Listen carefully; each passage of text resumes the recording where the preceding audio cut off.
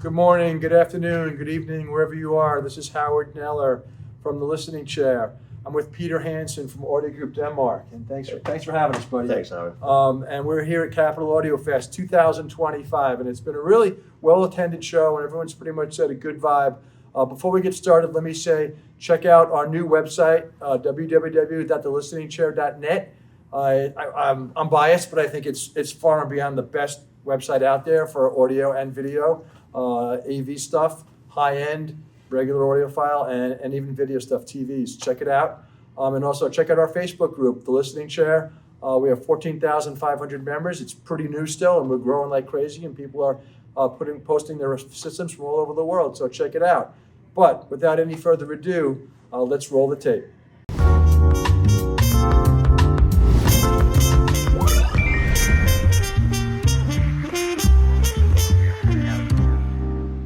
So Peter, like I said, thanks for having us. We appreciate it. My pleasure. I know you guys, when you come to a show, you come big.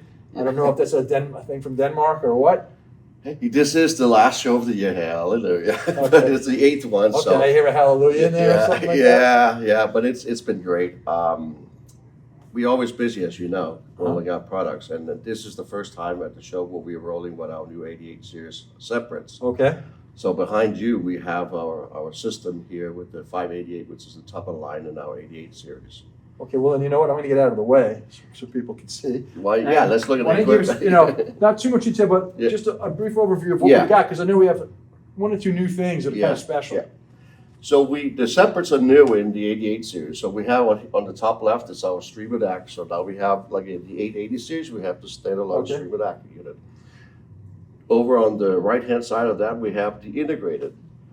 The integrated is also acting as a preamplifier, because on the bottom we have another stereo amp that is bi-amping the Borson M2 speakers. So and then we also have the pre-out from there that goes and feed the active Borson BBM's bass modules. So we have Streamer DAC, preamp, stereo amp, and then of course we're rolling with the D3 level of answers throughout. So power distributor, Ethernet switch, and power box and cables. Right, and I reviewed the D3. The So D3, yes, you did. that's up yeah. on our website, so check that out. So that's what we have in the system here. Okay. So you said we rolled big. This is more of a modest system in the high end. We are under $400,000 for a change. With For the whole speakers? system, with speakers, yeah. Boy, that's And impressive. the BBM. Wow. So yeah. What's the industry coming to? You'll hear that in a second. Okay. Well, that's great. So maybe you could just tell us, like, what's one or two of your key kind of your approaches to these electronics? You know, what's your theory? What's Michael Borenson's theory, rather? Who's the head designer? There's right? two things that we always chase to get rid of, and that's inductance and noise. Okay. And that goes through all the designs of the equipment, whether it's electronics, speakers, cables, you name it. And that's what we strive to get rid of. Okay. And then, as I said, we're rolling with the BBMs, the bass modules, which is also a whole new approach to, AKA a subwoofer approach. We'll talk about that in 1 second. I just want to add one more other question. It's like, one thing I noticed about you guys is that more is not necessarily better, I think, from your guys' view. Like, so these aren't massive components. No, and they're not. speakers are not, as we'll see, they're not massive speakers. No. Is that the approach that Michael Bornson goes for? It's again, it's speed, it's low mass, everything that we deal with. This you have what you need. The whole inner cabinet of these 88 series is 4mm copper. So anything that the electronic sees is copper in there, which is a part of lowering inductance and whatnot. Okay. So they're pretty solid when you lift them. But Okay. They look minimalistic. So. I'll leave that to you in a couple of hours. Yeah, I know. It's Sunday, so Yeah, I'll leave I that know. to you. And okay, and how many watts are we pushing today in the amplifier? So we're running 300 in 8, 600 into 4. Okay. And so we're probably pushing about 450-ish watts to the speakers. Okay, so, all right, the speakers, we'll take a look at that right now. We have the M2, the Bornson M2 speaker. Which is the smallest tower speaker in the reference flagship M series. Okay, and we were talking yesterday, that's $199,000. $199.5, yeah. I guess 500. And then we have the BBM, which is your new bass module, which is how much? They're $21,000 each. Okay, let's take a look at them. So we're about a 240 with speakers and BBMs, a pair of those. Okay, let's check them out. All right. you're on. Okay, Peter, so I'm going to stand back here. I'm not going to step on any of the cables. So as we discussed previously, I'm going to stand on top of this, right? And we're going to see how rigid it is. Yeah, it's very rigid. It's rigid. Okay, so, all right, let us know what's going on here, please. So on the outside, that's, as I said, the M2s, which is fairly new. We rolled that out at Exponent the first time. Okay. It's bridging the gap between our $100,000 stand mount, the M1s, and then we Okay. had the M3s. A lot of people, even if they had the funds to step up to an M3, could get too big for their room, standard size room. So we put the M2 in development to have a smaller footprint speaker that could give you a lot of what the M3s have, but so it can play in smaller rooms. Okay. But obviously, you see here, they can also perform in larger rooms. And what type, I know we're pushing some substantial power, but just so people know, what type of sensitivity do we have here? All our speakers are up there in the high 80s. Okay. You know, Okay. but more importantly, our drivers have some of the lowest inductance than any of the drivers in the market. And that's more important because that inductance will put stress on the amplifier. Right. So they're easy to drive. Yeah, very easy to drive, yeah. So this is very new, and it's Very very different from what I've seen and from what I've heard Correct, yesterday. So maybe we can tell us about it. The BBM, right? BBM, we didn't want to call it a subwoofer because a subwoofer pressurizes a room by moving, you know, a cone like a traditional Moving speaker. air, right? This does something completely different. Subwoofers, a lot of times as DSP, you can't really get them to blend with the main speakers 100%. It's Okay. almost impossible.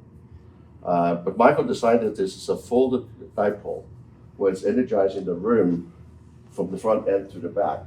So if there are room nodes in the room, it's not agitating it like a subwoofer otherwise would do. Okay. So, which has shocked people a lot. You know, we demonstrate these on or off with a small scale recording that doesn't have much bass in it, and they're like, why are you demonstrating subwoofers? Right. But they're hearing this phenomenon of mid-range and high frequency. Everything opens up and clears Right. up.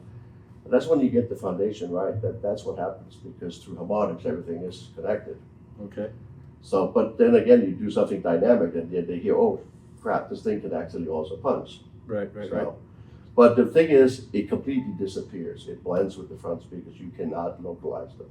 Okay. Because a good subwoofer will open up, right? Correct. But I guess also part of the problem with the subwoofer is the cohesiveness. Yes. Yeah. So I So guess it's a whole new this approach. is like one system, Yeah. right? And it will work with any speakers. It's not just made for the Boris Okay. speakers. So anybody that has tower speakers, bookshelf speakers, whatever, can benefit from a pair of BBMs. Okay. And are these active? They're active, yes. And what kind of amplifier? Same amplifiers you just show in the 88 series. So, Okay. Awesome. so we're pushing a good 500 something watts out. So Wow, that sounds. Yeah. Well, we're in a big room right now. yeah. Yeah, I think I figured out we have 24,000 cubic feet in here, but we have no problems. Wow. Yeah. Most people do not have a room this size. No, but again, on the other hand, in a normal size room, this will perform even better than what you hear in here. Okay. So Peter, just can you tell us a little bit about the geometry of this? Yeah, so I told it's a folded dipole push-pull design. So we have 4 8-inch woofers inside of the cabinet here. They're Okay. pushing like this, because that's what's energizing the room through the front and through the back. So it's not from like a driver like a typical subwoofer. Okay. So super fast, obviously, because of smaller drivers, and our drivers are extremely light to begin with. So Right. Okay. Awesome. Awesome. Sounds good. What kind of cables are you using today? we're using the whole D3 loom of answers, cables, accessories, power. Okay. Awesome. So that's our mid-tier pricing. Okay. So this is a whole audio group Denmark system. Yeah. Soup to nuts. Yeah. Ethernet cables, The whole 9 speakers, yards. everything. The only thing it's not is the T-Mobile hotspot. That's it. Okay. Well, maybe next year. Who knows? Okay. Well, thanks. Appreciate it. Will you play some music for us? Absolutely. Okay. That sounds great. Thanks. Thank you. Okay.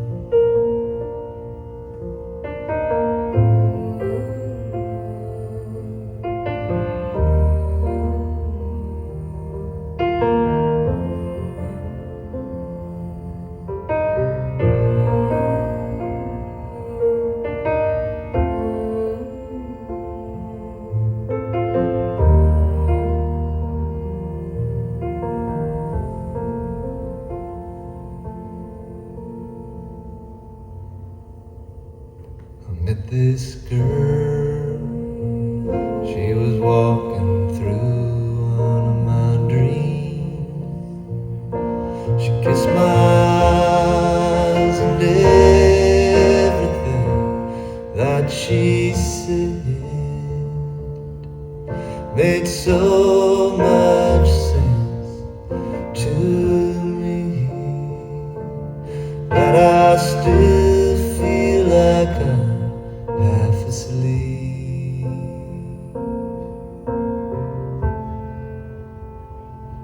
Oh, my dark angel, she gave me diamonds for eyes. She walked by, now I'm hypnotized by this dream that just won't stop, and I feel like I've